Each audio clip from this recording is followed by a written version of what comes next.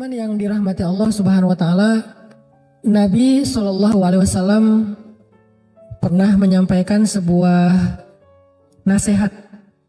Jadi nasihat ini nasihat yang sangat penting buat kita, terutama buat anak-anak muda yang kadang merasa galau. Karena itu kan masalah commonnya anak muda ya. Karena saya juga pernah muda, nggak tahu masih muda apa enggak. Dan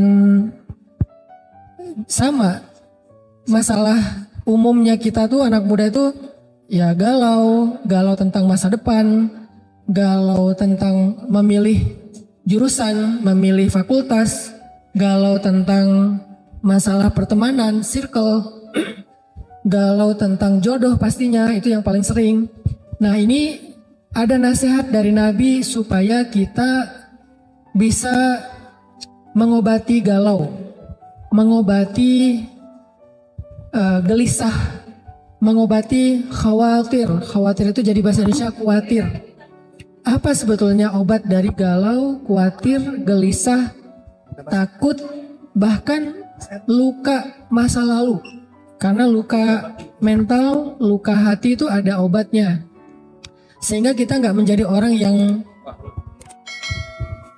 yang patah larut dalam luka. Nggak jadi orang yang terpuruk gara-gara luka karena masa lalu. Ada obatnya. Termasuk mungkin sekarang lagi banyak juga yang galau tentang fitrah.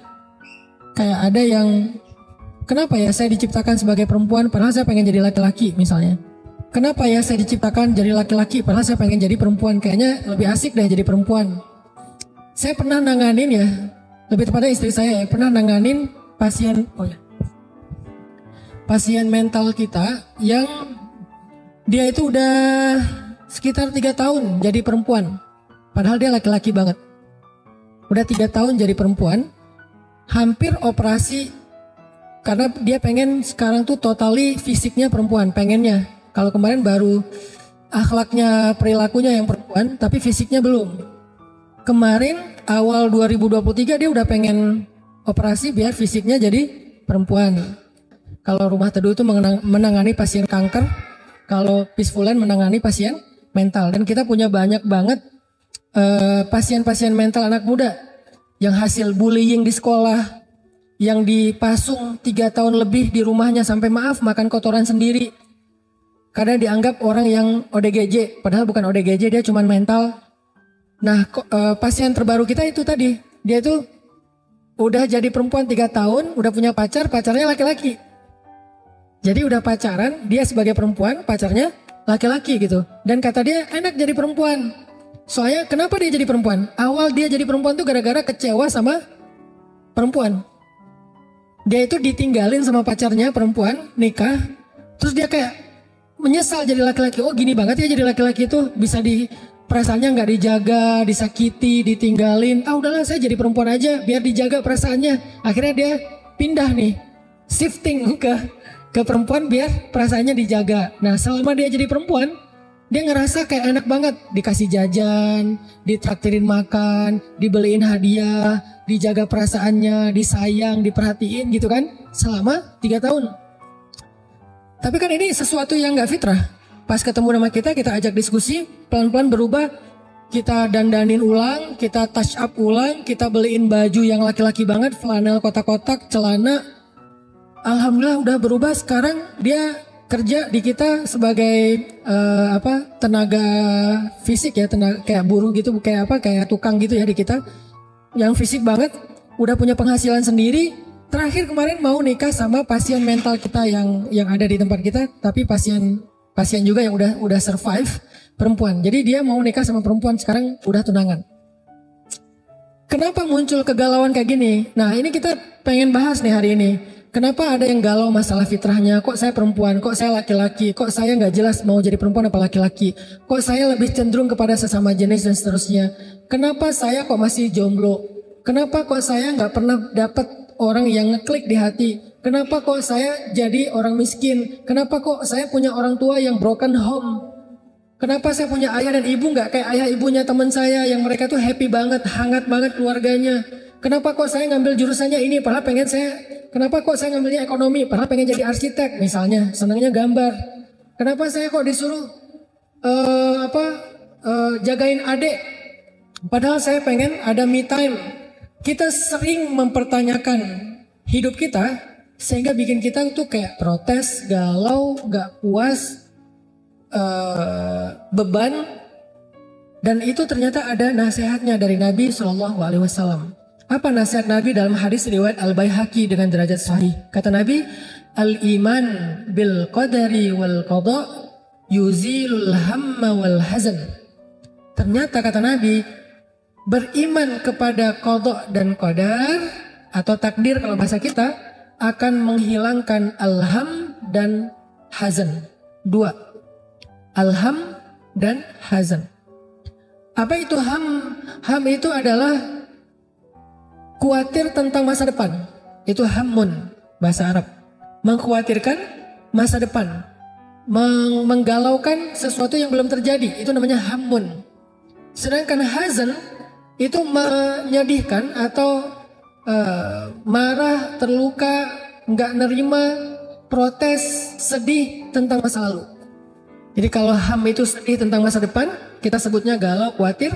Kalau hazan sedih tentang masa lalu, yaitu penyesalan, kemarahan, tidak menerima keadaan. Jadi ternyata dua penyakit ini, alham dan hazan, itu obatnya adalah rukun iman yang keenam. Apa? Percaya kepada qada dan qadar. Jadi percaya kepada takdir adalah obat dari hamun dan hazanun. Nah, inilah yang kita hari ini akan belajar. Gimana cara kita mengimani takdir? Terus apa hasil konkretnya dalam kehidupan kita? Lagi-lagi dakwah saya sejak 2014 itu bukan narasi. Kalau saya menyampaikan literasi Islam, apakah itu tentang fikih, tentang akidah, kayak sekarang nih akidah karena bab takdir, atau tentang ma'rifatullah, saya selalu mencoba untuk menerjemahkan Islam dalam aplikasi kehidupan sehari-hari. Kita nyebutnya dengan istilah life hacks. Jadi bukan sekedar lifestyle lagi, malah lebih konkret lagi, yaitu life hacks, cara hidup, bukan sekedar gaya hidup, cara hidup. Jadi kayak life hacks tentang di rumah misalnya, life hacksnya apa? Kalau yang diajarin di luar itu kan kayak cara kita rapiin kamar. Life hacks kita ada namanya table manner. Table manner itu cara kita megang garpu, megang sendok, naruh piring, naruh gelas, cara minum. Itu kan table manner kan? Itu tuh sebetulnya udah diajarin sama Nabi. Namanya adab makan dan minum. Cuman bahasanya nggak ada yang nerjemahin ke bahasa anak muda. Diterjemahkannya ke bahasa pesantren, adab makan dan adab minum. Padahal bahasa anak mudanya table manner. Bahasa lainnya life hacks. Gimana cara makan yang manner banget? Karena manners before knowledge kan. Adab sebelum ilmu kalau bahasa pesantren ya. Kalau bahasa umumnya manners before knowledge. Nah, ketika kita membahas takdir pun, saya pengen bawa pembahasan takdir itu jangan jadi teori aja. Jangan jadi pembahasan wawasan, jangan jadi ilmu syariat, tapi harus jadi life hacks-nya anak muda. Arti life hacks itu bisa diaplikasikan dalam daily life-nya. Benar-benar konkret gitu. Itulah yang akan kita bahas hari ini, dan itulah yang menjadi spesifikasi dari dakwahnya Hanan Attaqi. Dakwahnya Hanan Attaqi itu bukan dakwah narasi, bukan orasi, karena saya bukan orator, tapi dakwah membangun awareness tentang Islam yang sangat aplikatif, atau life hacks, lifestyle, daily life. Itu banget dakwah kita. Jadi kalau saya bahas tentang akidah ma'rifatullah, libatin Allah, bahas tentang syariat, pacarannya nanti aja setelah nikah, pacaran halal tetap asik kok. Nah, hari ini ketika kita mau ngebahas tentang takdir, saya pasti akan bawa takdir itu insya Allah ke daily life-nya kalian. Bagaimana cara kita mengimani takdir yang aplikatif dalam kehidupan sehari-hari? Bagaimana cara kita melihat takdir yang bisa up to date dan relate dengan kebutuhan kita hari ini? Itulah pembahasan tentang masalah takdir dengan tema apa kita temanya Kak Puni?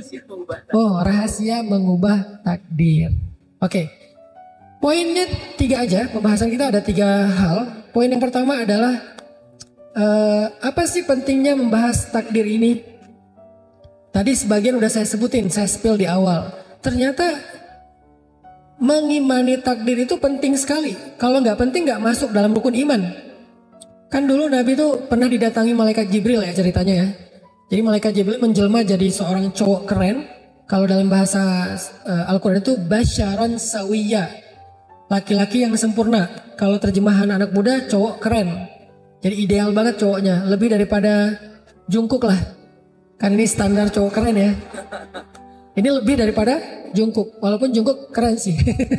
Ini lebih dari itu gitu. Jadi ada cowok keren datang kepada Nabi. Kenapa saya bilang cowok keren? Itu bukan kata saya, kata Umar. Karena Umar awalnya nggak tahu kalau itu Jibril. Dia taunya itu laki-laki yang sempurna. Datang kepada Nabi, masuk ke masjid, duduk bertaut lututnya dengan lutut Nabi. Terus dia tiba-tiba nanya, sebutkan Islam, sebutkan iman, sebutkan ihsan, singkatnya kayak gitu. Akhirnya Nabi menyebut rukun Islam, menyebut rukun iman, kemudian menyebut tentang tasawuf atau ihsan kalau bahasa hadisnya. Salah satu di antara rukun iman yang disebutkan sama Nabi itu, kan ini jadi hadis usuluddin. Apa dasarnya agama itu hadis ini, sehingga hadis ini dikenal dengan istilah ummul hadis. Jadi kalau Quran itu ada namanya ummul Quran, apa ummul Quran? Al-Fatihah. Kalau hadis juga ada ibunya hadis, yaitu ummul hadis. Ummul hadis itu hadis Jibril yang tadi tentang Islam, tentang iman, tentang ihsan. Berarti 3 hal yang dibahas. 1 masalah syariat, yang kedua masalah akidah, yang ketiga masalah tasawuf. Jadi Islam itu terbagi kepada 3 hal pokok. Akidah, fikih, tasawuf. Jadi kalau ada orang yang mengatakan tasawuf itu bukan bagian dari Islam, berarti dia nggak ngerti hadis Jibril. Karena itu hadis terkenal sekali ya. Semua orang ngerti tentang hadis ini. Cuman dulu bahasanya bukan tasawuf, dulu namanya ihsan. Sama aja kayak Islam. Dulu namanya Islam, sekarang namanya fikih. Dulu namanya iman, sekarang namanya akidah. Jadi hanya perubahan nama doang. Tapi secara substansi sama. Iman, akidah, Islam, fikih, ihsan, tasawuf. Jadi dia dinamakan secara lebih kontekstual karena ada kebutuhan itu. Nah, dalam pembahasan rukun iman, ternyata salah satu di antara rukun iman itu selain percaya kepada Allah, percaya kepada malaikat, percaya kepada kitab, percaya kepada nabi dan seterusnya, percaya kepada qadha dan qadar. Apa maksudnya? Gak mungkin kita disuruh percaya kepada sesuatu itu yang gak relate dengan kehidupan kita, tuh gak mungkin. Gak mungkin kita disuruh percaya kepada sesuatu gak penting, gak mungkin. Karena rukun iman ini sifatnya fardu ain, semua orang harus dan harus utuh, gak boleh gak boleh dipisah-pisah. Secara parsial tuh gak boleh. Kalau rukun Islam boleh dipisah-pisah, misalnya zakat ya. Kalau kita gak mampu ya gak berzakat. Puasa, kalau kita nggak mampu ya berarti fidyah. Kalau nggak mampu qadha. Apalagi haji, kalau nggak mampu haji ya nggak perlu berhaji. Jadi rukun Islam itu kalau nggak dilaksanakan dengan alasan yang uzur syar'i masih boleh. Kecuali kayak sholat itu kan nggak mungkin ditinggal ya, nggak bisa berdiri, duduk, nggak bisa duduk berbaring. Tapi ada yang bisa ditinggal kayak puasa, dia nggak bisa mengqadha karena sakitnya menaun, berarti dia bayar fidyah. Kan itu bukan puasa, itu kan gantinya puasa kan. Gitu juga dengan zakat. Dia emang orang fakir miskin, nggak ada kewajiban berzakat. Ya udah dia nggak bayar zakat mal. Haji, dia emang nggak punya kemampuan untuk berhaji. Ya udah, umroh aja belum, apalagi haji misalnya. Umroh kan lebih ringan, biayanya lebih ringan, waktunya lebih fleksibel. Itu aja dia nggak sanggup, apalagi haji. Ya udah, berarti dia nggak ada kewajiban haji karena bagi yang mampu. Berarti dia cuma bisa syahadat sama sholat. Yang lain nggak bisa. Boleh, sah Islamnya. Sah Islamnya. Tapi kalau iman nggak boleh. Saya percaya pada Allah aja deh. Kalau malaikat tergantung malaikatnya dulu. Kalau malaikat Israel saya nggak percaya karena takut gitu kan. Kalau malaikat Mungkar Nakir malas ditanya-tanya melulu di dalam kubur. Kalau malaikat Malik saya takut juga, penjaga neraka. Kalau saya senangnya Jibril, Mikail, Ridwan ya. Kenapa? Mikail kan bawa rezeki, bawa jodoh gitu. Kalau Jibril bawa wahyu. Jibril aja saya agak males sih. Karena setiap dia turun bawa perintah, bawa larangan. Itu tuh Yahudi banget tuh. Karena orang Yahudi nggak suka sama malaikat Jibril. Makanya nggak ada orang Yahudi yang anaknya dikasih nama Gabriel. Rata-rata nama anak mereka itu Michael. Dan direkam oleh Al-Quran. Yang memusuhi Jibril berarti memusuhi Allah. Kata Allah kan. Kenapa? Mereka tuh nggak suka sama Gabriel. Soalnya Gabriel setiap turun bawa perintah. Mereka kan nggak suka diperintah-perintahin. Mereka pengen bebas. Mereka sukanya sama malaikat Mikail. Yang setiap turun bawa rezeki. Dan gak boleh dipisah-pisah malaikat itu. Begitu juga para nabi. Saya mah senangnya sama ngefansnya sama Nabi Sulaiman. Karena dia kayak sakti gitu. Saya ngefansnya sama Nabi Musa. Karena dia kuat. Saya ngefansnya sama Nabi Yusuf. Karena dia ganteng. Gak bisa. Semua nabi itu harus kita yakini, kita imani. Gak boleh dipisah-pisah. Walaupun kita umat Nabi Muhammad, kita berimannya kepada semua nabi dan rasul. Cuman mengikuti ajaran Nabi Muhammad. Tapi mengimani semua nabi dan rasul. Iman tuh gak bisa dipisah-pisah. Begitu juga kitab. Saya mah Quran aja. Enggak, kita Quran juga, ya Taurat juga, ya Injil juga sebelum dirubah. Tapi mengikuti ajaran Al-Quran yang penggenap, penyempurna ajaran yang lain. Tapi kita meyakini bahwa Taurat itu kitab Allah. Injil itu firman Allah. Cuman yang menyempurnakannya Al-Quran. Gak bisa dipisah. Al-Quran pun gitu. Gak boleh, ini ayat poligami saya gak mau. Gak bisa. Wah ini ayat riba saya nggak mau, bagi laki-laki senangnya riba biar cepat bisnisnya. Nggak bisa. Jadi ayat ya semuanya dari mulai Bismillahirrahmanirrahim Al-Fatihah sampai minal jinnati wan nas an-nas. Nggak ada satupun huruf yang boleh kita abaikan atau kita tolak. Kayaknya saya lam mim aja deh, alifnya enggak. Jadi pas baca Al-Baqarah lam mim, loh kok lam mim? Soalnya aku malas dengan alif. Kenapa kok malas dengan alif? Mantan aku namanya Alif misalnya ya. Gak bisa, semua huruf sama, diyakini semuanya. Jadi satu huruf aja kita tolak dalam keyakinan, berarti kita ditolak imannya. Iman tuh kayak gitu teman-teman. Makanya, tapi Ustadz boleh gak kita misalnya belum mampu mengamalkan? Itu masuknya ke Islam, bukan iman. Misalnya nih, bab riba. Kita harus ada keyakinan bahwa ya riba itu emang gak boleh. Harus yakin itu. Tapi kalau belum mampu, berarti imannya benar, Islamnya belum sempurna, gitu aja. Belum mampu mengamalkan. Belum mampu mengamalkan. Kita harus yakin yang namanya hijab menutup aurat itu wajib. Yakin. Tapi kalau auratnya belum sempurna ditutup, ya itu berarti babnya bab Islam, bukan bab iman. Imannya udah utuh. Hanya Islamnya lagi bertahap, berproses. Jadi dalam bab iman, kita nggak boleh satu pun dikurangin, nggak boleh. Termasuk masalah takdir. Jadi di antara rukun iman ada takdir yang disebut dengan qadha dan qadar. Gak boleh dipisah. Saya percaya takdir yang baik-baik aja deh. Yang buruk-buruk saya kayak gimana ya? Masa sih harus kayak gitu? Nah gak bisa. Kita yakini semuanya. Kenapa yakini semuanya? Berarti pasti ada kebaikan di dalamnya. Gak mungkin Allah menyuruh kita meyakini sesuatu yang gak ada kebaikan di dalamnya, itu gak mungkin. Maka itulah pentingnya belajar takdir. Belajar takdir sebetulnya bukan belajar doktrin, bukan. Kesannya kayak kita dipaksa, bukan. Belajar takdir itu adalah belajar untuk healing. Karena kata Nabi tadi apa? Beriman kepada qadha dan qadar bisa menghilangkan dua penyakit hati, al-hammu wal hazan. Dan itu adalah healing, self healing buat kita. Bisa mengobati diri kita. Terhadap apa? Terhadap dua penyakit. Penyakit khawatir tentang masa depan, apapun namanya, bisa galau, bisa khawatir, bisa gelisah, dan seterusnya. Dan penyakit sedih tentang masa lalu, yang dikenal dengan istilah hazan. Bisa sakit hati, bisa luka tentang masa lalu, bisa dendam, bisa marah, bisa trauma, apalagi macam-macam variannya. Dua penyakit ini bisa sembuh kalau kita benar-benar tahu bagaimana beriman kepada takdir. Jadi belajar takdir itu bukan belajar doktrin. Saya paling gak suka Islam itu disampaikan secara doktrin ya. Saya gak suka. Kenapa? Gak fair. Sehingga kita gak siap dengan serangan orang-orang liberal. Kalau kita belajar Islam secara doktrin, kita nggak akan siap dengan logika-logika orang liberal. Berarti kita nggak punya pertahanan. Begitu datang logika orang liberal, kita langsung, oh kayaknya ini yang benar nih. Lebih logis soalnya. Saya selama ini belajar Islam nggak pernah logis. Dipaksa aja sama orang tua saya, ya udah saya nurut. Tapi sekarang saya kan udah dewasa, saya bisa berpikir sendiri. Yang dijajalin adalah pemikiran liberalisme, sekularisasi. Akhirnya kita ya terpengaruh. Makanya dalam pandangan saya, nggak bisa kita ngajarin Islam itu secara doktrin. Islam itu emang harus logis. Dan Islam itu emang logis kok, nggak usah dipaksain. Logis. Siapa bilang, udah terima aja, nggak usah banyak tanya. Nggak gitu cara belajar Islam. Untuk anak kecil ya, kan ini udah remaja. Harus belajar secara lebih logis. Apa kebutuhan kita kepada materi Islam? Kenapa kita belajar takdir? Udah terima aja takdir, emang kayak gitu dari sononya. Ayatnya jelas, Allah, kalau Rasul. Nggak bisa. Kenapa? Kalaupun kita ambil, kita nggak kuat. Begitu datang badai logika liberalisasi, langsung roboh itu karena kita nggak punya pertahanan, nggak punya reason, nggak punya jawaban, nggak punya alasan, nggak punya sebuah awareness, kesadaran kenapa kita begini.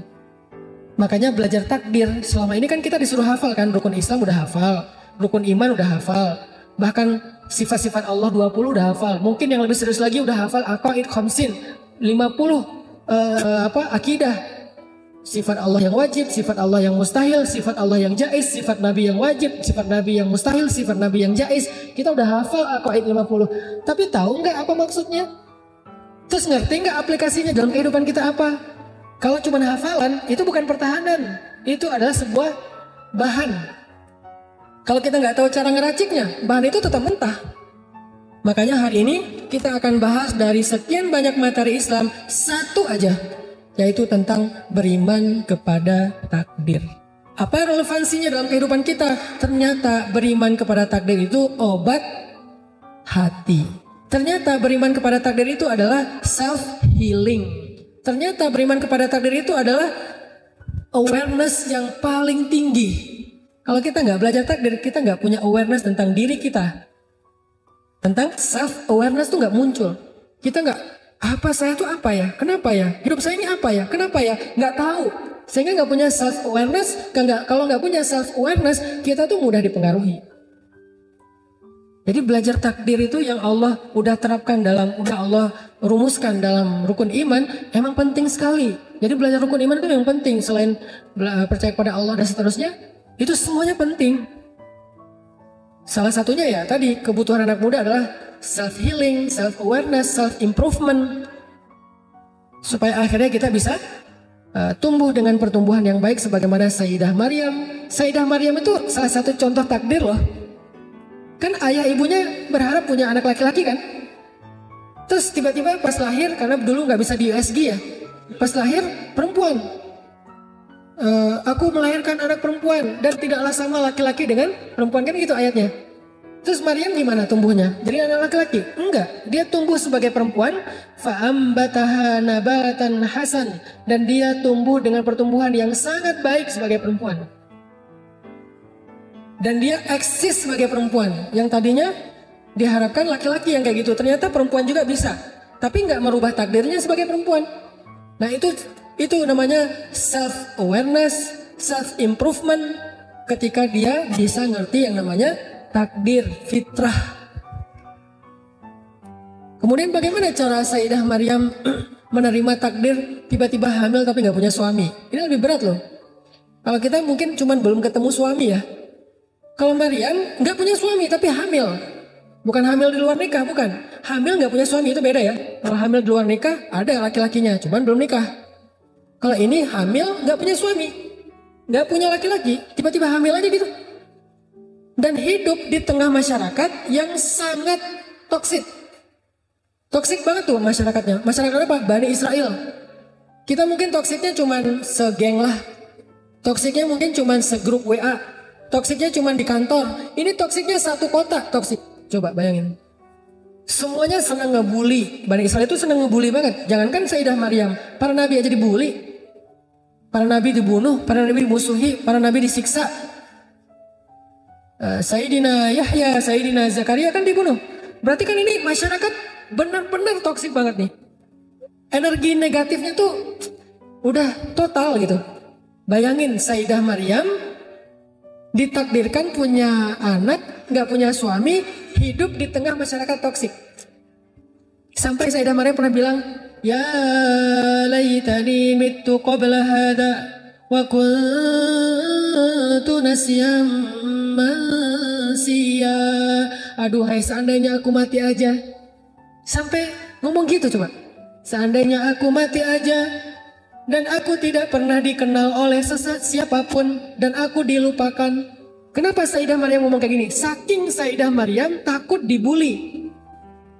Kebayang nanti akan gimana dibully tuh. Ketahuan beliau hamil, gak punya suami, apalagi setelah melahirkan gak ada suami, itu bakalan jadi trending topik, viral banget, dan dibully di mana-mana. Sehingga Sayyidah Maryam mengatakan, ya laitani mitu qabla hadza, seandainya aku mati aja sebelum kejadian ini, wa kuntu nasiyan mansiya, aku dilupakan, aku gak ada yang kenal, aku gak diceritakan, gak dibahas. Bagaimana cara Sayyidah Maryam self healing, survive dengan kondisi yang sangat berat seperti ini? Itu juga kita alami. Bagaimana Sayyidina Yusuf bisa survive dengan ujian yang juga berat. Ditakdirkan punya kakak-kakak yang dengki sama beliau. Terus beliau dilemparkan ke dalam sumur. Ditakdirkan ketemu sama musafir, bukan ketemu sama ayahnya. Ayahnya nyari malamnya. Nyari gak ketemu. Dia ditemukan oleh siapa? Sama musafir. Musafir membawanya kemana? Membawanya ke Mesir dari Palestina. Di Mesir tinggal di sebuah rumah pejabat. Yang perempuannya memfitnah beliau, narik baju beliau sampai sobek. Lalu beliau masuk penjara. Itu kan semuanya adalah ketentuan Allah kan? Gimana cara Nabi Yusuf bisa survive, bertahan, nggak putus asa, nggak terluka, nggak nyerah, sampai akhirnya beliau sukses menjadi orang yang eksis, baik eksis dari sisi karir maupun eksis dari sisi pribadinya, artinya sebagai anaknya Nabi Yakub, sebagai adiknya dari kakak-kakak beliau. Gimana cara beliau eksis? Semua itu pembahasan tentang takdir. Gimana Nabi Musa bisa menerima takdir beliau lahir di tahun nggak boleh lahir anak laki-laki? Kenapa kita nggak pernah mendengar cerita Nabi Harun dihanyutkan ke Sungai Nil? Kan Nabi Harun kakaknya Nabi Musa. Berarti kondisinya sama di Mesir. Karena Harun lahir di tahun boleh melahirkan anak laki-laki. Karena diselang-seling, 1 tahun boleh, 1 tahun nggak boleh. Tahun ganjil boleh lahir anak laki-laki, tahun genap nggak boleh lahir anak laki-laki. Harun lahir di tahun ganjil, aman, nggak ada cerita Harun dihanyutkan. Musa lahir di tahun genap, nggak boleh lahir anak laki-laki, sehingga dihanyutkan. Ini kan takdir. Kenapa sih nggak ditunda beberapa bulan lah biar lahirnya di tahun ganjil gitu, sehingga nggak ada adegan hanyut segala macam. Kenapa sih Allah mentakdirkannya harus hanyut? Kenapa nggak dibawa lari aja, dibawa hijrah aja ke negeri yang lain sama ibunya? Kenapa malah disuruh hanyutkan ke Sungai Nil? Udah dihanyutkan, kenapa takdirnya malah masuk ke selokan yang membawanya ke istana Firaun? Bukankah mau dihindari dari Firaun, kok malah ke sana, ke rumahnya Firaun? Kenapa nggak hanyutnya ke Sudan? Kan Mesir Sudan, Sungai Nil itu. Kenapa nggak hanyutnya ke negeri yang lain yang jauh? Dan banyak lagi pertanyaan-pertanyaan takdir. Tapi pada masa itu mereka tidak mempertanyakan takdir, teman-teman. Kok bisa? Kok bisa mereka beriman? Beriman itu lebih tinggi daripada sekedar percaya ya. Karena beriman itu bukan hanya menerima takdir, tapi percaya takdir itu yang terbaik udah. Ini tingkat yang keren sih. Kalau cuma percaya, oke lah, saya percaya takdir itu ketentuan Allah, oke. Nerima, lebih tinggi lagi daripada percaya. Saya nerima kok, udah gak ada pilihan. Itu tingkatan di atas percaya. Lebih tinggi lagi, beriman. Saya yakin takdir itu emang udah yang terbaik. Jadi 3 tingkatan tuh. Percaya takdir, menerima takdir, meyakini takdir. Dan dalam rukun iman, bukan percaya, bukan menerima, tapi yakin, beriman. Ini kalau mau dibedah teman-teman. Berarti ada di level kita menganggap takdir itu sebagai anugerah. Kita menganggap takdir itu sebagai kebaikan. Kita merasa beruntung karena takdir kita. Itulah tingkatan orang yang beriman yang paling tinggi. Beriman kepada takdir. Beruntung saya begini. Alhamdulillah saya begini. Alhamdulillah saya begitu. Alhamdulillah suami saya ini. Kalau orang yang percaya takdir, saya percaya suami saya itu adalah takdir saya. Tapi ya udahlah. Ini percaya. Saya terima kok suami saya sebagai takdir karena gak ada pilihan. Ini menerima. Tapi suami saya itu emang yang terbaik dalam hidup saya. Itu beriman. Beda ya. Begitu juga laki-laki. Saya gimana ya? Emang udah takdir Allah istri saya itu. Itu namanya percaya. Tapi masih ngegerutu gitu. Masih komplain ya. Masih komplain. Ya gimana lagi ya. Ya emang udah takdir Allah. Saya percaya kok itu emang udah ketentuan dari Allah. Gimana lagi. Dia masih komplain. Tingkatan di atasnya. Ya udahlah, terima aja. memang udah gitu takdir saya, ya apa yang ada ya saya terima. Itu di atasnya lagi, udah nggak komplain tapi udah nerima. Cuman belum meyakini, di atasnya lagi, istri saya itu memang yang terbaik yang Allah pilihkan untuk saya. Itu namanya beriman kepada takdir. Pekerjaan juga gitu, ngambil jurusan juga gitu. Fitrah kita sebagai laki-laki atau perempuan juga gitu. Tinggi dan rendah juga kayak gitu. Hitam dan putih juga kayak gitu. Mancung dan pesek juga kayak gitu. Semuanya ada tingkatan percaya, ada tingkatan menerima, ada tingkatan beriman. Orang yang percaya, saya percaya kok kalau hidung saya tuh emang Allah yang cipta, emang kayak gini hasilnya. Saya percaya ini ciptaan Allah, bukan hasil ibu saya ini salah makan apa, bukan. Emang ciptaan Allah, hidung saya kayak gini misalnya. Tinggi saya sekian, warna kulit saya kayak gini, ya udah saya percaya. Tapi bisa nggak ya dirubah?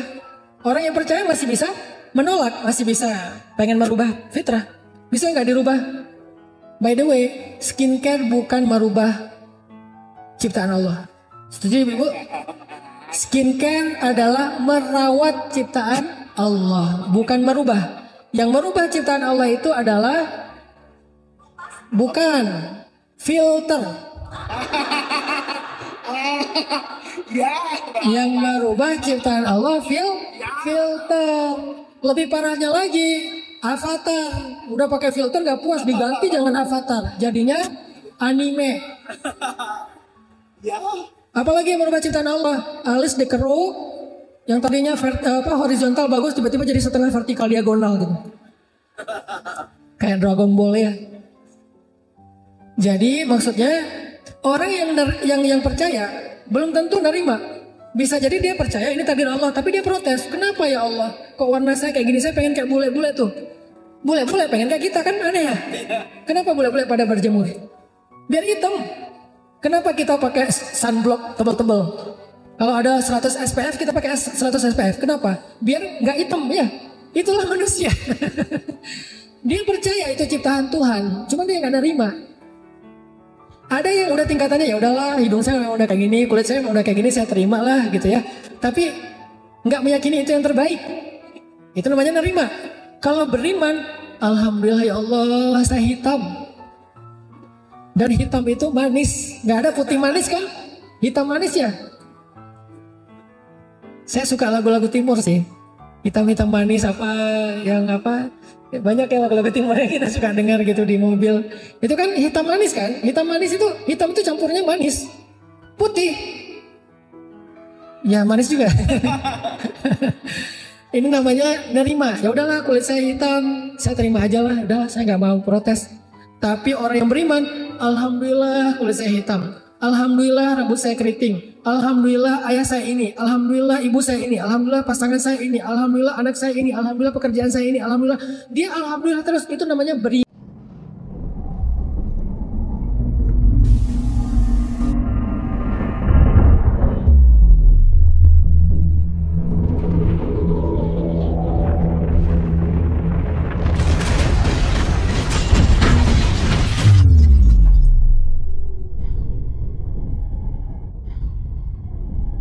Iman kepada takdir, bukan cuman percaya, bukan cuman nerima, tapi yakin itulah yang terbaik. Itulah yang disebut dengan beriman kepada takdir, teman-teman. Kalau udah sampai ke level itu, makanya kata Nabi, hilanglah hammun wal hazan, hilanglah rasa khawatir, hilang juga rasa kecewa. Kalau udah sampai di level beriman. Tapi kalau masih percaya atau nerima, belum tentu hilang. Ustadz, saya percaya kok ke takdir, tapi kenapa saya masih gelisah? Karena masih percaya, belum beriman. Ustadz, saya nerima kok ketentuannya hidup saya kayak gini, kenapa masih sedih, kecewa? Karena baru nerima, belum beriman. Ayatnya, hadisnya, beriman. Kata Nabi, al-imanu bil qadha'i wal qadar. Beriman kepada qadha dan qadar, bukan percaya, bukan nerima, tapi beriman, meyakini inilah yang terbaik. Meyakini inilah yang terbaik. Terus kenapa kok judulnya merubah takdir? Nanti kita bahas. Karena merubah takdir kesannya kayak gak nerima ya. Pengen dirubah aja. Boleh gak Ustadz saya kembali ke masuk ke mesin waktu, kembali ke masa lalu, gak jadi nikah sama orang ini misalnya. Boleh gak saya cari yang lain aja, saya nyesel nikah sama dia. Ini kan berarti dia percaya tapi gak nerima. Sehingga dia pengen merubah. Apakah itu maksud dari judul merubah takdir? Nah, nanti kita bahas. Makanya satu-satu ya, bahas takdir ini angle-nya beda sama yang teman-teman biasa dengar kan. Biasanya kan dengar takdir itu ya udah. Kalau nggak masuknya ke, kadang kalau pembahasan versi orang liberal ya, karena masuknya kalau nggak ke Jabariyah ya Qadariyah. Bahaya banget tuh. Kalau nggak Qadariyah, Jabariyah. Qadariyah itu apa? Hidup kita itu kita yang tentukan. Kita punya pilihan, kita punya kehendak, kita yang menentukan baik buruknya. Semuanya itu believe in yourself. Agak materialistis dan liberal. Nggak percaya kepada ketentuan Allah. Kita tuh harus mengandalkan diri kita sendiri. Kita nggak bisa ngandalin orang lain. Kita nggak bisa berharap ke siapa-siapa. Kita yang menentukan masa depan. Kita yang berusaha menjada wajada. Ini jadinya ke arah apa? Qadariyah. Sehingga nggak ada peran Tuhan di situ. Kalau nggak ada peran Tuhan, ya udah nggak usah berdoa. Nanti muncul pertanyaan yang agak nakalnya apa? Ngapain sih rajin-rajin sholat? Emang kalau udah rajin sholat hidup kamu berubah? Gitu. Itu Qadariyah banget tuh. Warnanya warna Qadariyah. Emang kalau kamu udah rajin ngaji, hidup kamu bakal bahagia? Bukankah hidup itu tergantung kita? Itu tuh Qadariyah banget. Cuman istilahnya bukan Qadariyah sekarang. Istilahnya apa? Believe in yourself. Sebetulnya ini adalah awareness dengan warna Qadariyah. Aliran sesat yang ada di zaman dahulu. Dulu aliran sesat akidah tuh banyak. Ada Khawarij, ada Syiah, ada Mu'tazilah, ada Qadariyah, ada Jabariyah. Yang belajar sejarah akidah tahulah. Banyak banget. Lebih daripada 100 aliran. Yang kemudian diluruskan lagi sama Ahlus Sunnah wal Jamaah. Yang inisiatornya adalah Abu Hasan Al-Asy'ari sama Abu Mansur Al-Maturidi. Kita mengenalnya dengan istilah akidah Ahlus Sunnah wal Jamaah atau akidah Asy'ariyah. Itu meluruskan akidah setelah menyimpang. Beda sama sahabat, sama. Kenapa nggak balikin aja ke sahabat? Sama, balik ke sahabat dan Nabi. Cuman karena penggagasnya adalah Abu Hasan Al-Asy'ari dikenal dengan istilah nama akidah Asy'ariyah. Sebetulnya akidah Asy'ariyah itu akidah Nabi dan para sahabat. Salafus Sholih. Jadi jangan dibikin seolah-olah aswaja dengan Nabi dan sahabat itu kayak berbeda gitu ya. Sehingga kita kembali aja kepada Nabi dan sahabat. Asy'ari mah belum tentu benar. Asy'ari itu memurnikan akidah setelah menyimpang. Di tahun kedua Hijriah, di abad kedua Hijriah terjadi penyimpangan akidah. Tadi ada Qadariyah, ada Jabariyah, ada banyak varian, Mu'tazilah juga. Sehingga karena menyimpangnya luar biasa, datanglah Abu Hasan Al-Asy'ari untuk meluruskan kembali, mengembalikan, mentajdid, memperbaharui seperti akidahnya Nabi dan sahabat.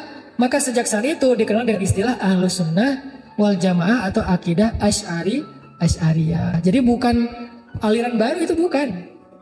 Itu fitnah. Kalau mengatakan Asy'ariyah itu adalah aliran baru, itu fitnah. Balik lagi ke cerita takdir.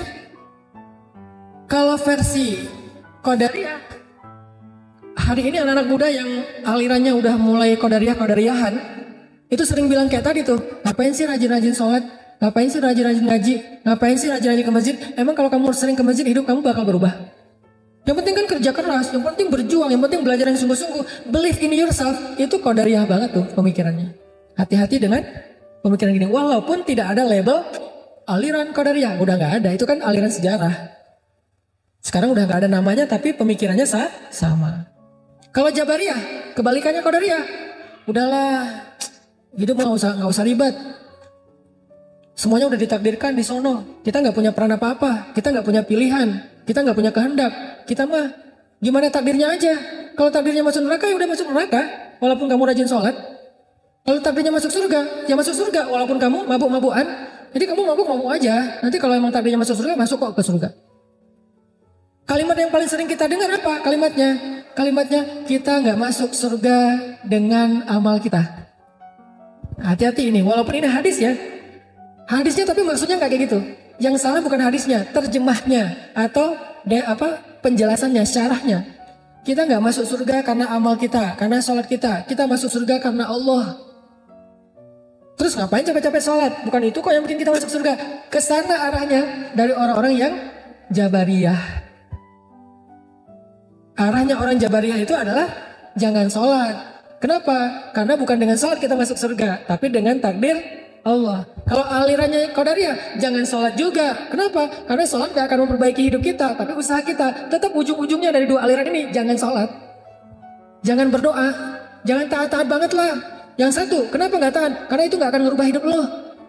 Yang kedua, karena semua udah ditentukan, ngapain capek-capek? Bukan itu yang buat kita akan masuk surga. Sama, ini ekstrem kanan, ekstrem kiri nih. Yang satu kesannya kayak percaya banget sama takdir, yang satu lagi menentang banget takdir. Tapi ekstrem kanan, ekstrem kiri. Muncullah Ahlussunnah wal Jamaah yang wasatiyah, pertengahan. Apa pertengahannya? Ini kata-kata yang tepat tentang Ahlussunnah wal Jamaah dalam bab takdir. Kita merencanakan, Allah yang menentukan. Kita merencanakan, Allah yang menentukan. Artinya kita punya peran dalam merencanakan, baik rencana bumi maupun rencana langit, baik ikhtiar bumi maupun ikhtiar langit. Itu peran kita. Ikhtiar bumi apa? Kalau dalam karir bekerja sungguh-sungguh. Ikhtiar langitnya berdoa yang sungguh. Berdoa yang sungguh, beribadah yang sungguh, bersedekah yang sungguh. Itu ikhtiar langit. Ikhtiar buminya bekerja yang sungguh, berusaha yang sungguh. Itu ikhtiar bumi. Kita yang mengikhtiarkan, Allah yang menentukan hasilnya. Itulah versi Ahlussunnah wal Jamaah. Jadi nggak murni mengandalkan ikhtiar kita, nggak murni juga kayak apa berlepas tangan kepada takdir. Dia di tengah. Yang menentukan semuanya Allah, bukan kita. Tapi tugas kita ya ikhtiar. Dan Allah tidak akan menyia-nyiakan ikhtiar kita. Kenapa? Allah Maha Adil. Allah Maha Syakur. Arti syakur, menghargai. Maha loh, maha banget. Maha banget lagi. Apa arti maha? Ya banget. Jadi kalau maha syakur berarti menghargai banget. Ada nggak orang yang menghargai banget? Gimana kalau dia menghargai banget? Satu kebaikan kita disebut-sebut terus. Makasih ya, kemarin udah nolongin saya, ngasih saya uang parkir 2.000. Saya waktu ke minimarket nggak ada uang parkir, kamu bantuin, akhirnya saya bisa pulang. 2.000 diingat. Minggu depan, makasih ya, minggu lalu kamu udah bantu saya, kasih saya uang parkir 2.000 ditraktirin. Bulan depan, makasih ya, kamu udah bantuin saya 2.000 ditraktirin. Tahun depan, makasih ya, dulu kamu udah pernah berbuat baik sama saya, bantuin saya di parkiran. 5 tahun lagi masih disebut, 10 tahun lagi masih disebut. Itu orang berarti sangat bisa menghargai kebaikan orang lain. Dan orang Jepang tuh kayak gitu loh. Yang saya kenal ya, karena saya beberapa kali ke sana dan punya teman juga di sana, baik muslim maupun non muslim. Saya punya teman di Jepang yang non muslim. Saya punya teman di Korea opah-opah yang non muslim, dan dia adalah pemain sinetron The Sexy Girl. Jadi gini-gini saya punya teman artis di Korea. Teman ya, bukan follower atau bukan following. Memang teman. Dekat, namanya Opa Chan. Dia non muslim, tapi alhamdulillah. Jadi teman saya yang opa Korea itu, yang kemarin saya pas ke sana, dia baru pertama dia tahu Islam tuh pas ketemu. Karena sebelumnya dia kayak nggak respect gitu sama Islam. Soalnya dia dianggap tuh kayak kaku atau apa. Pas ketemu saya karena dianggap kayak ini Islam kok main ya, kok entertain, jadi akrab. Nah maksudnya mereka tuh orang yang sangat menghargai kebaikan orang lain. Udah 5 tahun masih diingat. Saya pernah kemarin pas lagi main snowboard ya di Jepang ya. Ngisi taklim di salju kan. Terus ada salah satu orang Jepang asli dengerin taklim saya habis kita main snowboard, dia denger taklim. Qadarullah, alhamdulillah, setelah itu dia tertarik sama Islam, belajar masuk Islam. Dia converting to Islam. Sekarang dia udah jadi imam masjid di Tokyo. Jadi sensei, jadi guru agama Islam di Tokyo. Kemarin pas saya datang lagi, dia ketemu saya 2018. Kemarin 2023 saya ke sana lagi. Dia nyamperin, pas tahu poster saya ada kajian di Jepang, dia nyamperin. Saya udah lupa kan, dia bilang, Ustadz ingat gak dulu waktu di gunung mana gitu, saya juga lupa nama gunungnya, saya dengar taklim Ustadz. Saya berkesan, sekarang saya belajar Islam terus, saya udah jadi muslim, sekarang saya jadi sensei, jadi guru Islam di Masjid Tokyo. Itu karena asbab Ustadz gini. Dia ingat kebaikan itu. Saya juga udah lupa. Itu yang namanya mindfulness of others. Ingat banget dengan orang lain. Allah lebih dari itu karena Allah asy-syakur. Jadi kalau manusia aja ada yang ingat kebaikan kita bertahun-tahun, Allah udah pasti lebih. Sehingga nggak mungkin takdir Allah itu dalam rangka menzolimi kita. Takdir Allah dalam rangka menyia-nyiakan amal kita. Anni la udhi'u amala amilin minkum min dzakarin wa unsa. Aku tuh nggak pernah nyia-nyiain amal kalian, baik laki-laki maupun perempuan, kata Allah. Semuanya ada balasannya. Walaupun mithqala dzarrah, walaupun sekecil butiran padi, Allah menghargai itu. Makanya dalam bahasa kita tadi, kita merencanakan, Allah yang menentukan. Tetapi Allah pasti menentukan yang terbaik buat kita. Itu yang dimaksud dengan beriman kepada takdir. Jadi beda sekali antara percaya takdir dengan beriman takdir. Apa bedanya? Percaya takdir cuman tahu ya ini saya diciptakan sebagai laki-laki, itu Allah yang ciptakan, percaya saya. Tapi belum tentu menerima. Tapi kenapa ya kok laki-laki, kan saya pengen jadi perempuan. Kalau mau kayak gitu, saya tuh lebih bisa mempertanyakan, suara saya ini udah cocok nih. Saya paling sebel kalau nelpon operator tuh. Halo, ada yang bisa dibantu bu? Bu, saya berewokan, saya bilang. Kalau mau mempertanyakan, artinya percaya takdir itu cuman percaya bahwa itu adalah ketentuan Allah, tapi belum tentu nerima. Di atas percaya, nerima, ya udah deh saya terima aja, suami saya kayak gitu, emang udah takdir dari Allah. Istri saya kayak gitu, emang takdir dari Allah. Saya jomblo, emang takdir dari Allah. Saya masuk fakultas ini salah jurusan, emang takdir dari Allah. Saya terima aja lah, udah saya jalanin aja. Itu baru nerima. Tingkatan di atas percaya. Yang paling keren itu beriman. Inilah yang terbaik. Kita percaya, yakin bahwa inilah yang terbaik. Oh, suami ini, inilah yang terbaik untuk saya. Istri yang ini, inilah yang terbaik untuk saya. Harta segini, inilah yang terbaik untuk saya. Karirnya begini, inilah yang terbaik. Itu baru disebut dengan beriman kepada takdir. Lebih tinggi dari percaya, lebih tinggi dari nerima. Meyakini itu yang terbaik. Baru muncul hadis al-imanu bil qada' wal qadar yuzilul hamma wal hazan. Beriman, meyakini takdir itu yang terbaik akan menghilangkan rasa khawatir tentang masa depan dan juga rasa menyesal atau sedih tentang masa lalu. Itu healing buat anak muda. Itu self healing. Itu self awareness. Barulah dengan itu kalian bisa self improvement, mengembangkan diri kalian. Gak bisa kalian self improvement dengan memprotes takdir. Gak bisa kalian self improvement masih dengan mempertanyakan kenapa harus begini. Gak bisa. Saya pulang dari Mesir, beres kuliah di Mesir, saya pulang ke rumah ke kampung istri saya di Jawa Timur. Di Jawa Timur 6 bulan baru istri saya diundang untuk ngajar bahasa Arab di Bandung karena istri saya juga di Mesir, dia ngajar di Bandung. Pas saya sampai di Bandung awal-awal, kita tinggal tuh di rumah tempat pembuangan sampah. Karena kita nggak sanggup ngontrak rumah ya, jadi kita tinggal di sebelah pembuangan sampah. Kak Budi tahu banget lokasinya, itu masih kumuh sampai sekarang. Kalau saya mempertanyakan takdir, saya waktu itu mungkin akan bertanya, kenapa kayak gini? Kenapa saya saking miskinnya pernah makan sampah loh? Nasi yang dibuang orang, karena saya lapar banget 3 hari nggak makan, saya cari nasi bekas buangan orang yang masih layak dimakan, saya makan. Kenapa harus kayak gitu? Kalau mau mempertanyakan takdir, nggak nerima. Walaupun saya percaya itu dari Allah, tapi pertanyaannya kenapa? Kan itu berarti belum nerima ya, baru percaya ya. Tapi karena saya beriman, gak mungkin sia-sia, gak mungkin ini buruk, pasti ada kebaikan di dalamnya. La'allahu khair, bahasa kita semoga ada hikmahnya, kan gitu ya. Saya percaya banget itu.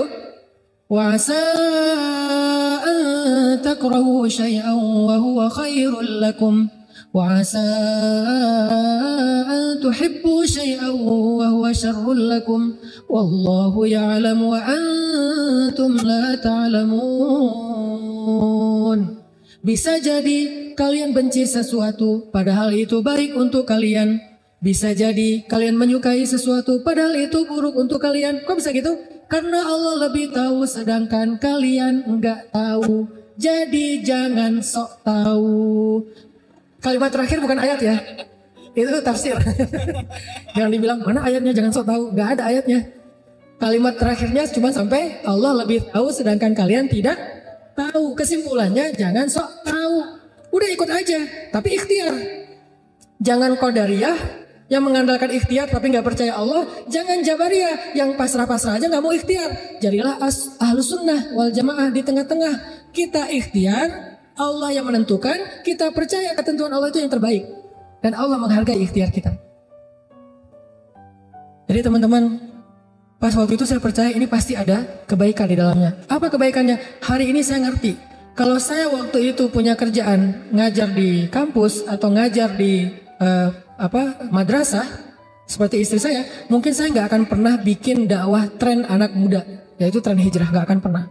Karena saya udah fokus aja ngajar di akademis, dunia akademis. Jadi nggak masuk ke dunia out of the box-nya anak muda gitu. Karena saya nggak ngajar di kampus, nggak di dunia akademik, saya harus muter otak nih, bikin apa nih? Saya mencoba untuk nerjemahin buku. Ternyata nggak ada yang mau nyetak.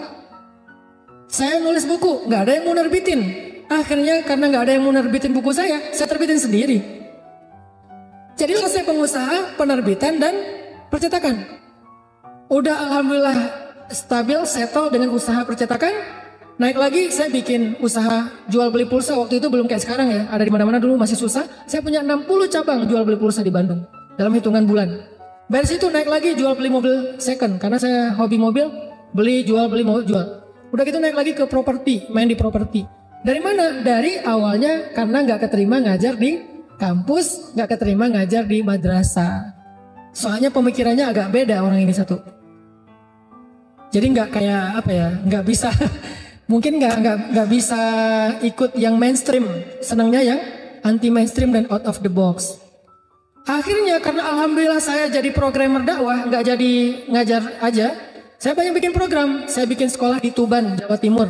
Sekarang jadi sekolah terbesar di Tuban, milik Bupati Tuban. Dulu belum jadi bupati, namanya Bina Anak Soleh. 6 bulan saya di sana, saya bikin sekolah. Sampai jadi wakil kepala sekolah, saya hijrah ke Bandung, bikin lagi program di Salman ITB. Namanya Rumah Quran. Jadi program Rumah Quran. Sekarang saya bikin dakwah tren. Jadi bukan bikin pesantren, tapi menyebarkan pesan lewat tren. Makanya pelesetannya pesan_tren. Pesannya apa? Hijrah. Tapi hijrah ini jangan jadi ceramah, harus jadi tren lifestyle-nya anak muda. Bikinlah tren hijrah 2015. Sampai sekarang masif tren hijrah di seluruh Indonesia.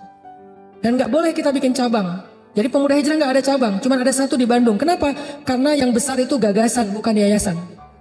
Yayasannya kecil, dia sebagai vehicle, sebagai operator, tapi gagasannya yang dibesarkan. Milik semuanya, masing-masing punya nama sendiri-sendiri. Muncullah Hijrah Fest, muncullah komunitas hijrah di seluruh Indonesia, dan dia berkembang improvement sendiri-sendiri. Tren hijrah itu namanya dakwah tren. Setelah dakwah tren 8 tahun, sekarang kita bikin pesan_tren, kawasan anak muda. Yang pertama ada di situ apa? Sekolah Rimba Indonesia. SD gratis. Kenapa Ustaz bikin SD gratis? Karena anak saya masuk SD. Kok bikin sekolah sendiri Ustaz? Soalnya di sekolah yang lain anak saya disuruh potong rambut. Saya pengen anak saya gondrong. Soalnya kalau gondrong itu keren. Dan Nabi juga kan rambutnya sepundak. Dan nggak jorok, nggak keurus, tetap rapi, tetap berminyak, tetap indah, tetap good looking ya. Makanya saya pengen Yahya itu rambutnya gondrong, agak ikal, ala-ala pantai banget lah. Pas masuk ke TK sama gurunya disuruh potong rambut, saya bilang ya udah bikin sekolah. Bikinlah sekolah Rimba Indonesia, tagline-nya di sini boleh panjang rambut. Emang kalau orang yang gondrong tuh gak rapi? Ya tergantung dia ngerawat rambut ya. Ada yang pendek tapi nggak bersih misalnya, tapi yang panjang bersih bisa aja. Akhirnya bikin sekolah Rimba. Tahun ini karena anak saya ada yang masuk SMA, bikin lagi sekolah SMA gratis namanya 20 Mind Sociopreneur School. Kurikulumnya dari mana? Kita kombinasi. Satu dari PBB, SDGs. Jadi Sustainability Development Goals. Jadi ada kayak goals tentang masalah sustainability lifestyle, kita masukin dalam kurikulum. Terus ada Global Change Maker. Terus ada namanya ASOKA, juga tentang change maker. Terus pastinya dari Islam karena kita menguasai di bidang itu. Jadilah sekolah 20 Mind dengan tagline Success Before 20. Kenapa sukses harus tunggu 30 tahun dulu? Sebelum 20 tahun dia bisa jadi CEO kok. Dia bisa punya business owner. Dan kita punya banyak cerita tentang itu. Dan kita punya komunitas atau ekosistem yang bisa kayak gitu bikin. Itu adalah hikmah. Itu adalah takdir terbaik dari saya gak keterima ngajar di kampus, gak keterima ngajar di madrasah. Yang keterima berarti itulah takdir terbaik dia. Saya gak keterima, itulah takdir terbaik saya.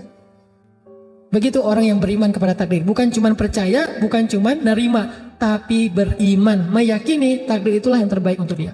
Bisa jadi karena kita dikasih ujian di dalam rumah. Saya punya teman ya, dia diuji dengan anak yang istimewa. Gimana istimewanya? Autis. Karena anaknya ini istimewa, bapaknya juga diberikan rezeki yang istimewa. Ada keluarga yang anaknya harus cuci darah, bapaknya rezekinya lancar banget. Tapi ketika anaknya udah wafat, rezekinya seret.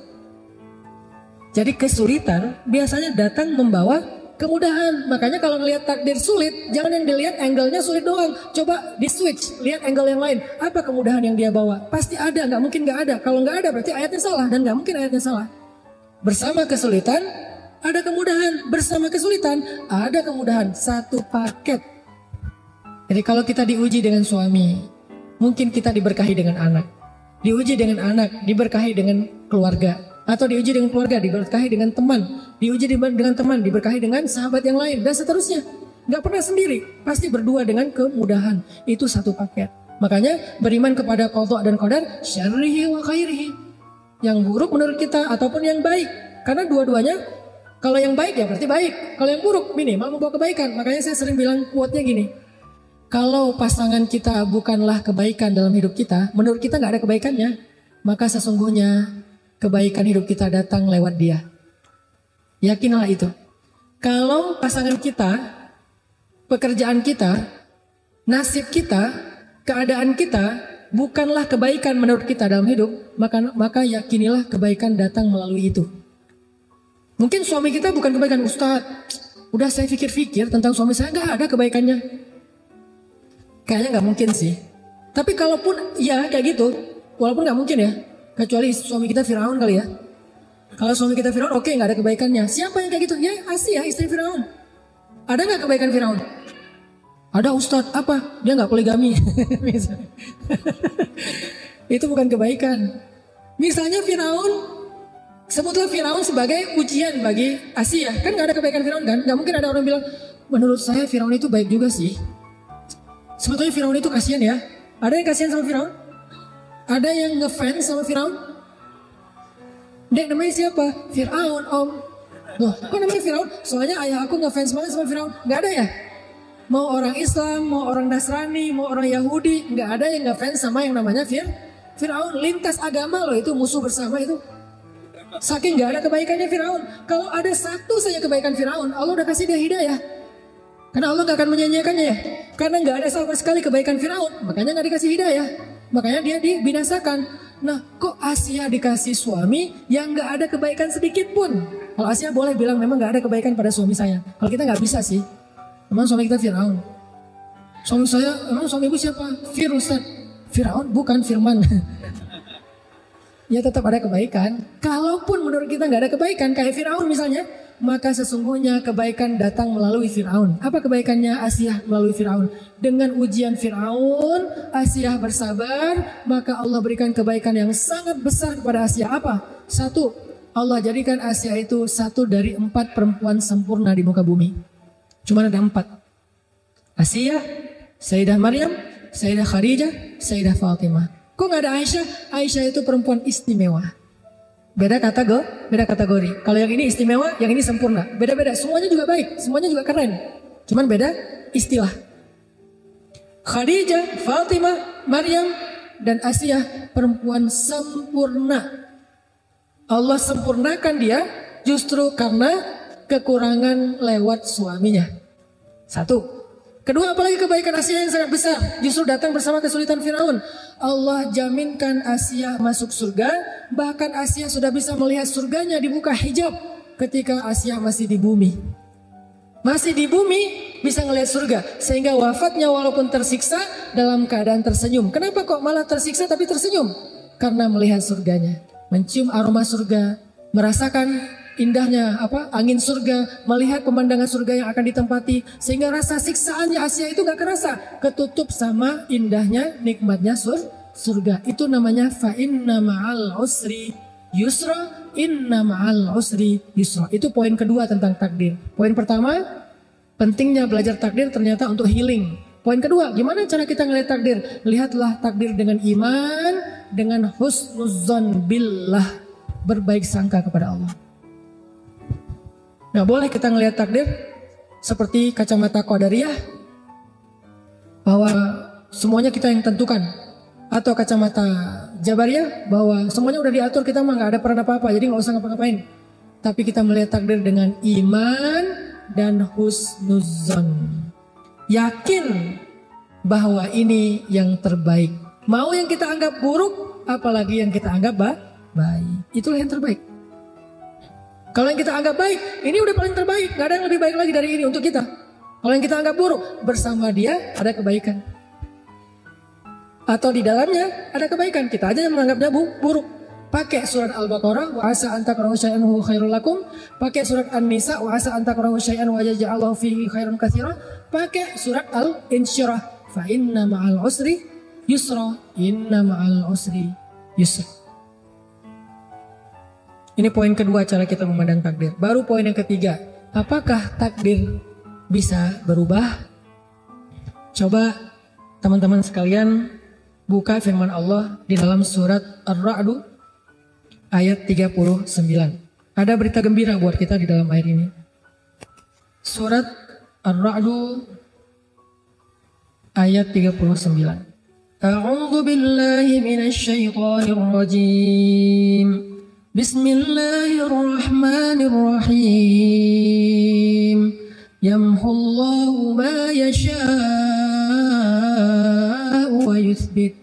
Yamhullahu ma yasha'u wa yuthbit wa 'indahu ummul kitab. Apa artinya? Allah menghapus apa yang Dia kehendaki dan menetapkan, dan di sisinya lah ada ummul kitab. Pertanyaannya, apa maksud dari ayat ini menghapus dan menetapkan? Sekurang-kurangnya ada 3 tafsiran dari para ulama tafsir, tetapi kita memilih tafsiran yang ketiga karena itu jumhur, mayoritas pendapat ulama. Pendapat yang pertama yang dihapus itu adalah syariat. Syariat terdahulu dihapus dengan datangnya Rasul yang berikutnya. Syariat Islam menghapus syariat Nasrani dan Yahudi karena dia menyempurnakan. Di dalam Islam sendiri ada ayat nasikh mansukh, ada hukum syariat yang dihapus dan yang menghapus. Contohnya tentang waris. Dulu di zaman Madinah sebelum Fathu Makkah, itu tuh hukum waris tuh beda dengan sekarang. Hukum warisnya gimana? Dulu saudara angkat itu menjadi ahli waris, boleh mendapatkan warisan dari saudara angkatnya yang meninggal. Kalau orang Ansor meninggal, saudara angkatnya dari Muhajirin itu mendapatkan hak warisan sama seperti anak. Makanya dulu ada mu'akhad bainal Muhajirin wal Ansor, ada persaudaraan antara Muhajirin dengan Ansor. Saudara angkat itu bisa mendapatkan warisan dari keluarga angkatnya sebelum Fathu Makkah, karena Muhajirin masih miskin, masih susah. Setelah Fathu Makkah, hukum itu dirubah karena nggak ada kebutuhan lagi. Maka setelah Fathu Makkah, saudara angkat tidak lagi boleh menerima warisan dari keluarga saudara angkatnya. Dia boleh menerima hibah dan seterusnya. Tapi kalau warisan nggak bisa, hanya anak biologisnya, dan itu sesuai dengan pernikahan. Kalau biologis tapi tidak pernikahan juga nggak dapat. Nah ini artinya menghapus. Ini tafsiran pertama ya. Banyak contoh-contoh yang lain. Yang kedua, yang menghapus di sini apa? Dosa. Dengan taubat Allah menghapus dosa. Jika Allah berkehendak Allah mengampuni. Jika Allah berkehendak Allah mengazab. Itu yang pendapat kedua. Jadi kalau kita bertobat dosa kita dihapuskan. Kalau kita zikir dosa kita dihapuskan. Kalau kita sholat dosa kita dihapuskan. Orang yang sholat 5 waktu sehari itu kayak orang yang mandi di sungai sehingga nggak ada lagi kotoran di tubuhnya, dihapuskan. Itu tafsiran yang kedua. Tapi tafsiran yang paling banyak ulama tafsir yang dihapus di sini adalah takdir. Pertanyaannya, takdir yang gimana yang dihapus? Kok ada kata-kata ummul kitab? Bukankah ada hadis rufi'atil aqlam wa juffatis suhuf? Pena sudah diangkat sementara kertas sudah kering. Terus juga ada hadis Nabi Bukhari Muslim bahwa manusia dalam kandungan ibunya setelah 40 hari dibentuk jadi segumpal darah, kemudian segumpal daging, kemudian dibentuk rupa, lalu ditiupkan ruh, lalu datanglah malaikat untuk mencatat ajalnya, rezekinya, bahagianya, sengsaranya. Kan udah dicatat semua. Terus yang dihapus yang mana? Jadi teman-teman, yang dihapus itu adalah kata para ulama tafsir keadaannya, bukan kejadiannya. Contoh, kita matinya kapan? Itu udah takdir tercatat di Lauhul Mahfuz. Nama lain dari Lauhul Mahfuz itu adalah Ummul Kitab. Sebelum kita diciptakan itu udah ditulis di Lauhul Mahfuz. Ketika kita diciptakan ditulis ulang lagi oleh malaikat. Jadi 2 kali kita dicatat. Dicatat yang pertama di Lauhul Mahfuz, namanya Ummul Kitab, wa indahu Ummul Kitab. Di sisi Allah nggak ada yang tahu, malaikat juga nggak tahu. Kemudian Allah suruh malaikat untuk menulis ulang ketika di dalam rahim ibu. Baru malaikat tahu. Udah dicatat tuh. Kapan ajal kita, mati kita kapan, di mana. Tapi keadaannya Allah yamhu wa yuthbit. Allah berkehendak untuk menghapus dan menetapkan. Tapi semuanya ada dalam ilmu Allah. Disebut dengan qada. Qada itu artinya ilmu, pengetahuan Allah. Bukankah Allah punya sifat ilmun, kudrat, iradat ya? Sedangkan takdir kan ada qada, ada qadar. Qada itu ilmu Allah, qadar itu kejadiannya. Kejadiannya tidak berubah. Kita akan mati pada tanggal itu. Tetapi keadaannya bisa husnul khotimah, bisa su'ul khotimah. Sehingga muncullah doa dari Umar bin Khattab dan Abdullah ibnu Mas'ud tentang takdir. Dan kedua sahabat ini ulamanya sahabat, bukan sahabat biasa, ulamanya sahabat. Jadi sahabat itu ada 7 ulama mereka. Kibarus sahabah atau kibarul ulama indas sahabah. 7 ulama besarnya sahabat. 2 di antara 7 itu Umar dan Abdullah ibnu Mas'ud. Kedua orang ulamanya sahabat ini pernah berdoa gini, Allahumma in kunta katabtani min ahlil syaqiyah famhini waktubni min ahlis sa'adah fa innaka tamhu ma tasha wa tuthbit wa indaka ummul kitab. Ya Allah, seandainya engkau mencatat aku termasuk orang yang sengsara, yang celaka, yang gak bahagia, hapuslah catatanku dan gantilah aku menjadi orang yang bahagia. Engkau menghapus apa yang engkau kehendaki dan menetapkan, dan di sisimulah ummul kitab. Umar bin Khattab pernah melakukan perjalanan dari Madinah ke satu negeri. Di tengah jalan tiba-tiba dapat berita bahwa negeri itu sedang diserang wabah yang menular. Kalau di kita tuh kayak pandemi yang kemarin ya. Nah, pas Umar tahu di sana itu lagi ada wabah dan menular, Umar balik arah pulang, gak jadi lanjut. Terus orang-orang nanya kepada Umar, afirarun min qadarillah ya Amirul Mukminin? Apakah kita lagi lari nih dari takdir Allah wahai Amirul Mukminin? Apa jawaban Umar? Naam, firarun min qadarillah ila qadarillah. Ya, kita lagi lari dari satu takdir Allah ke takdir yang lain. Apa maksudnya? Kita lari berharap mendapatkan takdir yang baik, menghindar takdir yang buruk. Takdir yang maksud di sini apa? Keadaannya. Dan semua itu ada di dalam ilmu Allah. Semua itu tercatat di Lauhul Mahfuz. Makanya tugas kita berikhtiar, merencanakan, berharap, meminta kepada Allah. Allah yang mengubahnya. Iyasya yamhu wa iyasya yuthbit. Kalau Allah berkehendak ya Allah hapus. Kalau Allah berkehendak ya Allah tetapkan. Tapi semuanya adalah ketentuan Allah dan Allah Maha Adil kepada hambanya. Jadi kita matinya tetap di tanggal yang sama, tapi dalam keadaan yang Allah berkehendak seperti apa dan kita berharap yang terbaik. Begitu juga jodoh. Jadi siapa jodoh kita misalnya ditetapkan? Si Agus misalnya. Mas Agus. Ya udah nggak akan jadi bagus. Ya Agus aja, nggak ditambah B ya. Jadi Agus tetap Agus. Tapi kalau kita belum berdoa kepada Allah meminta takdir yang baik, bisa jadi Agus ini dijengkelin. Bisa jadi kita dengan Agus ini gak happy, ribut terus, panas terus keadaannya, gak ada rasa, dingin. Tapi begitu kita, ya Allah, jika engkau takdirkan aku dengan Agus ini ribut terus, hapuslah ya Allah, ganti dengan romantis. Tiba-tiba dia pulang kerja bawa bunga. Tiba-tiba dia nelfon, kamu udah makan belum? Loh kan hari ini puasa, oh ya maaf. Tiba-tiba dia meluk kita, sayang sama kita, kata-katanya romantis. Tiba-tiba kita muncul rasa yang sangat besar kepada dia. Itu takdir Allah. Dan kita minta kepada Allah yang terbaik. Orangnya nggak berubah, tapi keadaannya berubah. Anaknya nggak berubah, tapi kesolehannya berubah. Pekerjaannya nggak berubah, tapi keberkahan rezekinya berubah. Dan kita meyakini semua itu adalah yang terbaik di sisi Allah. Ada cerita, Nabi pernah cerita gini. Nanti di hari kiamat ada 4 orang yang masuk neraka karena dia ahli maksiat, dosa, banyak dosanya. Setelah lama di neraka, keempat orang ini dikeluarkan dari api neraka, dihisap ulang. Apakah dosanya udah habis atau masih sisa? Ketika dihisap, ternyata dosanya masih banyak. Saking banyaknya dosa, udah diazab masih banyak dosanya. Lalu kata Allah kepada malaikat, masukkan mereka lagi ke dalam neraka. Ketika mereka mau dibawa ke neraka, salah satu dari 4 orang ini menoleh dan mengatakan, "Ay Rabbi, ya Allah, ma dhanantu annaka satu'iduni ilan nar." Ya Allah, saya nggak pernah berpikir, zon ya, saya nggak pernah berpikir engkau akan memasukkan saya lagi ke api neraka. Justru saya berpikir engkau akan memasukkan saya ke surga ya Allah. Saya pikir engkau sudah mengampuni dosa saya ya Allah. Saya nggak pernah berpikir engkau akan memasukkan saya lagi ke dalam neraka. Dia husnuzon kepada Allah.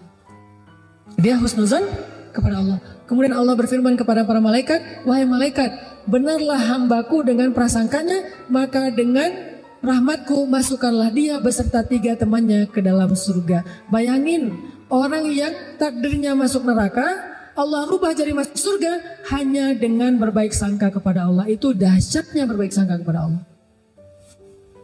Sehingga seneraka apa sih hidup kita?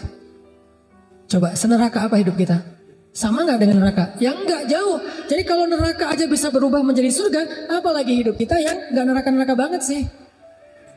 Walaupun kita bilang hidup saya neraka banget, Ustaz, enggak, jauh dari neraka. Kita aja nggak tahu gimana azab api neraka ya. Hidup kita tuh nggak neraka sama sekali, walaupun nggak surga-surga banget juga sih. Hidup kita tuh nggak neraka-neraka banget. Jadi ngapain kita berputus asa seolah-olah nggak bisa bahagia? Orang yang dari neraka aja Allah takdirkan masuk surga dengan berbaik sangka kepada Allah. Sama kayak cerita Nabi tentang umat Nabi Musa. Nabi Musa pernah nanya ke Allah, kan Nabi Musa itu kalim ya, bisa bicara dengan Allah. Rabbi, kata Nabi Musa, siapa umatku yang paling rendah derajatnya, yang paling telat masuk surganya? Kata Allah, umatmu yang paling rendah derajatnya itu tuh laki-laki buta yang paling telat masuk ke tempat ibadah. Dicari sama Nabi Musa, oh ini nih, orang tua buta kalau ibadah pasti masbuk. Istiqomah banget masbuknya, bertahun-tahun masbuk aja. Ke ma'bad, ke tempat ibadahnya Nabi Musa, dia pasti telat. Ini nih orang yang paling rendah nih. Suatu saat dia wafat. Ketika dia wafat, Nabi Musa nanya kepada Allah, ya Rabbi, di neraka mana dia sekarang setelah dia wafat? Kata Allah, Musa, dia di dalam taman-taman surga. Kuburnya seperti taman surga. Nabi Musa heran, ya Rabbi, bukankah dia itu orang yang paling rendah, yang paling terakhir dapat nikmat surga? Kenapa kuburnya bukan jadi lubang neraka, kok malah jadi taman surga? Apa kebaikan dia ya Rabbi? Padahal dia orang yang paling rendah, harusnya kami duluan yang masuk surga. Kenapa dia duluan? Maksudnya surga kubur ya. Lalu Allah menjawab Musa, suatu hari dia diajak jalan sama teman-temannya apa istilahnya? Dituntun. Dia diajak jalan sama temannya, dituntun sampai ke sebuah taman yang sangat luas, indah, nikmat. Terus temannya bilang, taman ini luas banget ya, kata temannya. Terus dia bilang gini, enggak, sesungguhnya rahmat Allah lebih luas. Dia cuma ngomong gitu, berbaik sangka kepada Allah. Enggak, sesungguhnya rahmat Allah itulah yang paling luas. Wahai Musa, benarlah hambaku, rahmatku luas. Maka dengan rahmatku, aku rubah takdirnya menjadi ahli surga. Sama kayak nenek di zaman Nabi Musa juga. Nabi Musa itu ceritanya banyak banget, baik dalam Al-Quran maupun di hadis. Kan di Al-Quran itu cerita yang paling panjang selain cerita Nabi Muhammad, Nabi Musa ya. Ada di banyak surat kan.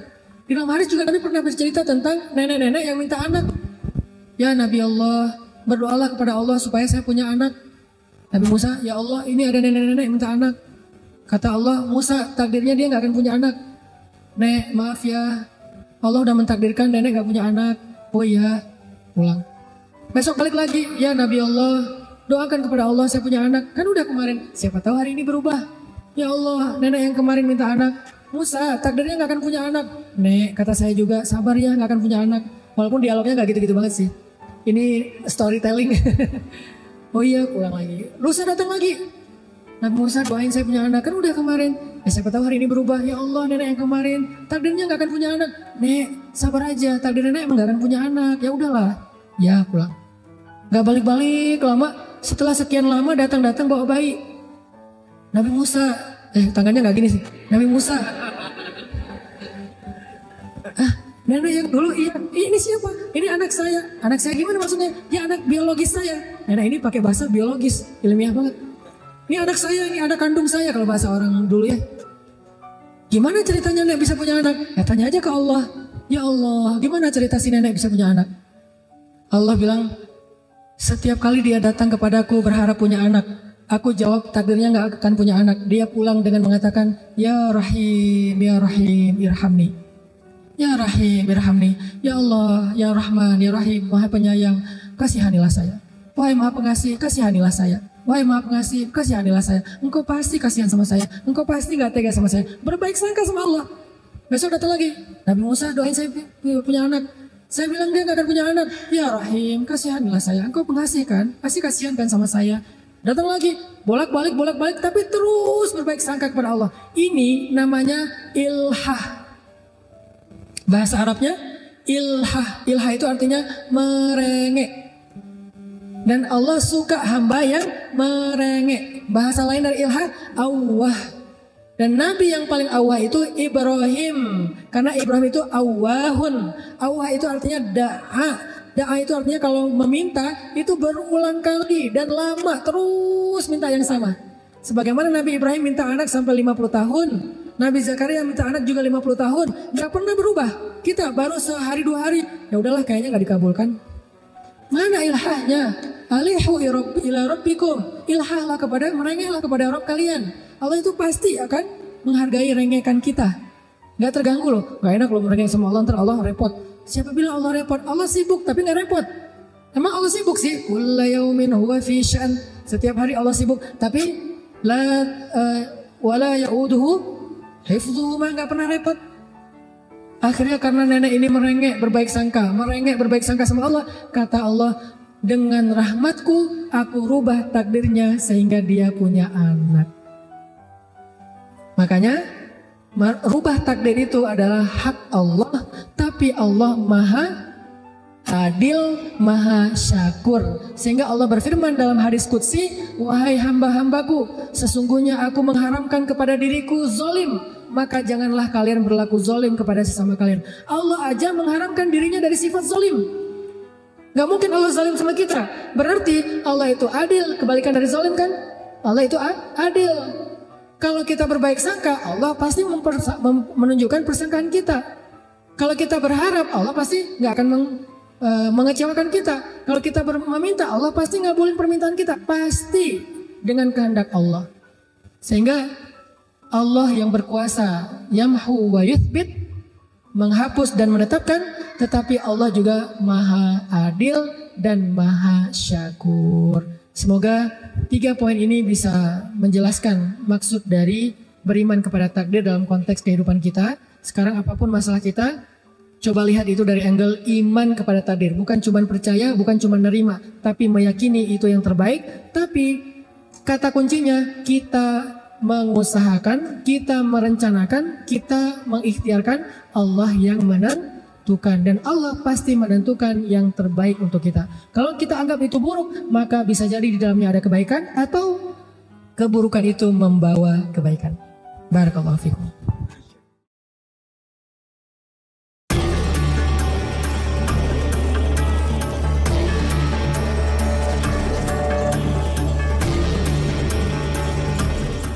Ceramah yang disampaikan Hanan Ataki berisi pesan mendalam untuk anak muda yang sering merasa galau, baik tentang masa depan, jodoh, pertemanan, hingga identitas diri.